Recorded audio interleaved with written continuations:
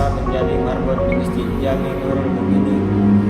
Alhamdulillah, saya sudah berada atau biasa membersihkan di Masjid Jami Nurul Mukminin ini kurang lebih ada 4 atau 5 tahun.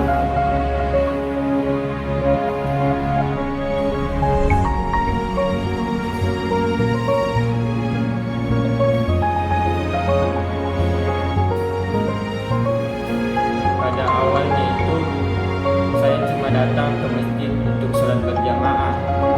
Selang 1 dan 2 tahun sudah banyak pengurus ataupun marbot yang dulu telah meninggal dunia.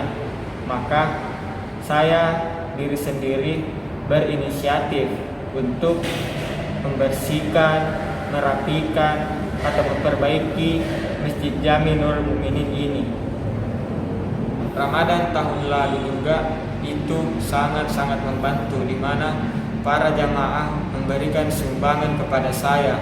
Alhamdulillah, tahun lalu saya bisa menabung untuk biaya kuliah atau biaya kebutuhan sehari-hari. Berbeda dengan Ramadan kali ini, di mana jamaah tidak datang sholat, kami pun kurang untuk mendapatkan sumbangan.